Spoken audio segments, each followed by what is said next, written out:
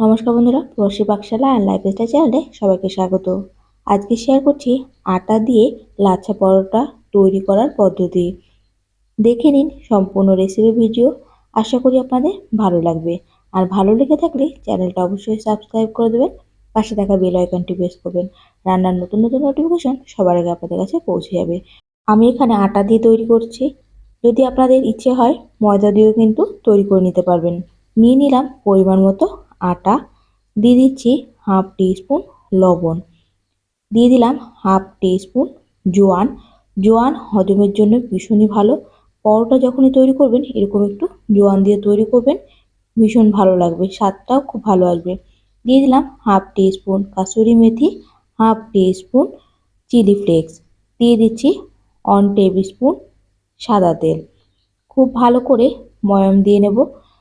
হাত দিয়ে হালকা হাতে এরকম করে ময়ামটা ভালো করে দিয়ে নেব। আর ময়ামটা দেওয়ার পরে ঠিক আটাগুলো এক জায়গা করলে গোটা হয়ে যাবে, আবার অনেকটা ঝুরঝুরে হয়ে যাবে। খুব ভালো করে ময়াম দিয়ে নিয়েছি। আমি একটু হাতে করে নিয়ে দেখিয়ে দিচ্ছি, ঠিক এরকম করে গোটা মতো হয়ে যাবে আর অনেকটা ঝুরঝুরে হয়ে যাবে। এবার আমি অল্প অল্প করে দুধ দিয়ে মেখে নেব। আমি এখানে 1 কাপ আটার জন্য 1 কাপ দুধ নিয়েছি। দুধটা আমি আগের থেকে গরম করে ঠান্ডা করে নিয়েছি। আটা বা ময়দা যে কোনো পরোটা তৈরির ডো তৈরি করার সময় এরকম করে একটু দুধ দিয়ে তৈরি করবেন। পরোটা কিন্তু খুব নরম আর সফট হবে। আমি ডোটা ভালো করে মেখে ফিরে আসি। ঠিক দেখে নিন এরকম একটা ডো আমি তৈরি করে নিয়েছি। হাতে একটু তেল দিয়ে ভালো করে ডোটার গায়ে লাগিয়ে ঢাকা দিয়ে 15 থেকে 20 মিনিটের জন্য রেখে দেবো। এর মাঝে আমি একটা মশলা তৈরি করে নেব। একটা বোলের মধ্যে দিয়ে দিলাম হাফ টিস্পুন হলুদ গুঁড়ো, হাফ টিস্পুন লাল লঙ্কার গুঁড়ো, হাফ টিস্পুন আমচুর powder, half teaspoon chaat masala. একসঙ্গে ভালো করে মিশিয়ে নেব। পরোটা তৈরিতে আমি এই মশলাটা ইউজ করব। অপরদিকে আমার 15 মিনিট হয়ে গেছে। 15 মিনিট পরে ফিরে আসি। ডোটা হালকা হাতে আবার একটু মেখে নেব।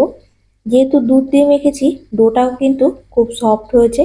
আর ডো থেকে এরকম করে ঠিক পরোটাটা যেরকম সাইজে হবে সেই অনুযায়ী লেচি তৈরি করে নেব। আর লেচিটা দেখুন কত সহজেই তৈরি হয়ে যাচ্ছে। সব কটা লেচি একই সাইজে তৈরি করে নেব। এবার বেলে নেওয়ার পালা। পরোটা বেলার জন্য চাকতি আর বেলনিতে একটু তেল লাগিয়ে নেব, তাহলে বেলতে সুবিধা হবে। এরকম করে তেল লাগিয়ে একটা লেচি নিয়ে নিলাম। লেচিটা দু হাত থেকে ভালো করে গোল করে নিয়ে হাত দিয়ে একটু চ্যাপ্টা মতো করে নিয়ে ওপর থেকে আটা দিয়ে দিচ্ছি। আমি পরোটাটা আটা দিয়ে বেলবো। চাইলে তেল দিয়ে বেলতে পারেন, তবে তেল দিয়ে বেললে অনেকটা চিপচিপে হয়ে যাবে। আমি যেহেতু লাচ্ছা পরোটা তৈরি করব, আটা দিয়ে বেললে বেশি ভালো হবে। এরকম করে গোল করে বেলে নিচ্ছি। দেখুন কত সুন্দর বেলা হয়ে যাচ্ছে। আমি এখানে লাচ্ছা পরোটা তৈরি করব বলে পরোটাটা আমি প্রথমে অনেকটা বড় করে বেলে নেব, আর বেশ পাতলা করে কিন্তু বেলে নেব। খুব ভালো করে বেলে নিয়েছি। দেখে নিশ্চয়ই বুঝতে পারছেন থিকনেসটা ঠিক কেমন হলো। উপর থেকে দিয়ে দিলাম হাফ টি স্পুন ঘি। ঘিটা দিয়ে পরোটার চারিদিকে হাত দিয়ে এরকম করে লাগিয়ে দিচ্ছি। ঘিটা লাগানোর পরে যে গুঁড়ো মশলাটা আমি তৈরি করে রেখেছিলাম, গুঁড়ো মশলাটা ছড়িয়ে দিলাম। গুঁড়ো মশলাটা দেওয়ার পরে হাত দিয়ে একটু এরকম করে লাগিয়ে দেবো, তাহলে পরোটার চারিদিকে মশলাটা খুব ভালো করে মিশে যাবে। মশলাটা ভালো করে লাগিয়ে নিয়েছি। এবার ফোল্ড করে নেব। আমরা পাখা তৈরি করার সময় কাগজটা ঠিক যেমনটা ফোল্ড করি, ঠিক সেরকম করে কিন্তু পরোটাটা ফোল্ড করে নেব। দেখে নিশ্চয়ই বুঝতে পারছেন ঠিক কেমন করে ফোল্ডটা করছি।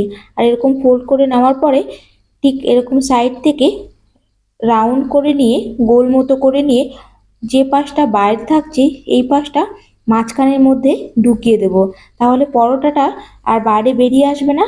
হাত দিয়ে একটু চেপে সমান করে নিয়ে আবারও আমি আটা দিয়ে বেলে নেব।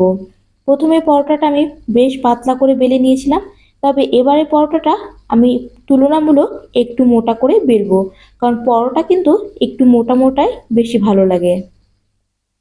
দেখুন কত সুন্দর করে বেলে নিয়েছি, মশলা কিন্তু বাইরে বেরিয়ে যায়নি, আর গোল সুন্দর পরোটা তৈরি হয়ে গেছে। এরকম করে সব কটা লেচি দিয়ে পরোটাটা বেলে নেব। তারপরে আসি ফ্রাই করার জন্য। একটা ফ্রাই প্যান বা তাওয়া বসিয়ে দিয়েছি। গ্যাসের ফ্লেমটা মিডিয়াম টু হাইতে রেখে তাওয়াটা গরম করে পরোটাটা দিয়ে দিলাম। এক পাশ সেঁকা হয়ে যাওয়ার পরে উল্টে দিয়ে অপর পাশও সেঁকে নিচ্ছি। দুপাশ ভালো করে সেঁকা হয়ে যাওয়ার পরে স্পুন দিয়ে সাইড দিয়ে এরকম করে তেল দিয়ে দেবো। অল্প অল্প করে তেল দিয়ে পরোটাটা ভেজে নেব। চাইলে ঘি দিয়েও পরোটাটা ভেজে নিতে পারেন, তবে আমি সাদা তেলেই পরোটাটা তৈরি করছি। দুপাশেই তেলটা এরকম করে স্পুন দিয়ে লাগিয়ে দিচ্ছি আর উল্টে দিচ্ছি।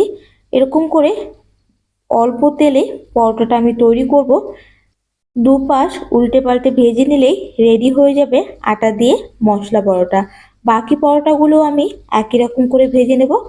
আজকের মশলা পরোটা বা মশলা দিয়ে লাচ্ছা পরোটার রেসিপি কেমন লাগলো জানাবেন, আর ভালো লেগে থাকলে অবশ্যই কমেন্টস করে জানাবেন, ভিডিওটিতে একটি লাইক করবেন।